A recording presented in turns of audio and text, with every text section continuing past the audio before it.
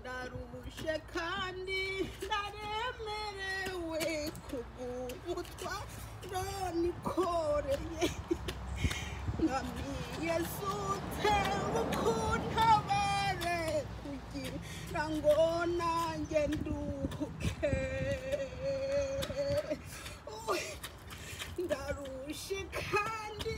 ndaremerewe kubw'umutwaro nikoreye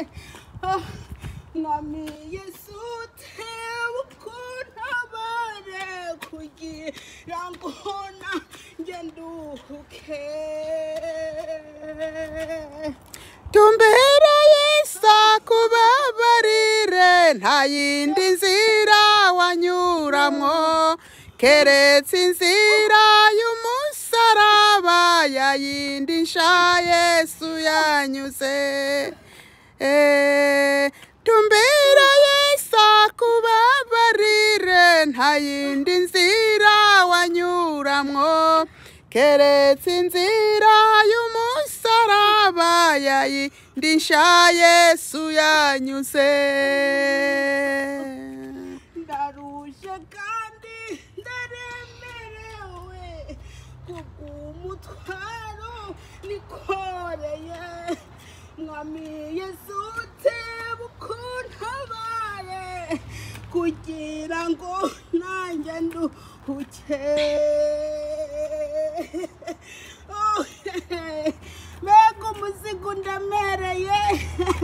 ndabuze uwuntura uri kurambabaza uraremereye ndabuze umuntu wuntura ndabuze umuntu wuntura ndarushe kandi ndaremerewe kubw'umutwaro nikoreye mwami Yesu tewe kuntabare kugira ngo nanjye nduhuke tumbere Yesu kubabarire nta yindi nzira wanyuramo keretse inzira y'umusaraba ya yindi nsha Yesu yanyuze tumbere Yesu kubabarire nta yindi nzira wanyuramo keretse inzira y'umusaraba ya yindi nsha Yesu yanyuze uvuze ngo ntumbere Yesu ambanduhure uno mutwaro uwe Yesu ndamukura hehe ko numva merewe nabi ko numva merewe nabi namukura hehe tumbere Yesu kubabarire nta yindi nzira wanyuramo keretse inzira y'umusaraba ya yindi nsha Yesu yanyuze tumbere Yesu kubabarire nta yindi nzira wanyuramo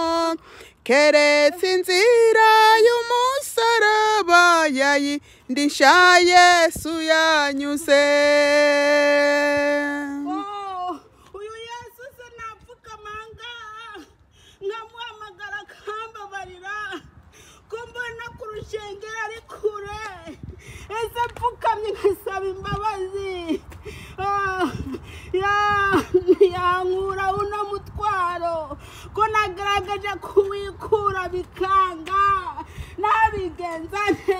ariko reka ngerageze nture reka nsenge Imana data ndazi ko ni umunyabyaha wimwe umuzigo ndawikoreye igihe kininiya nabuze umuntu yankura uno muzigo ndakwinginze untabare Yesu urakoze data ndawushire hasi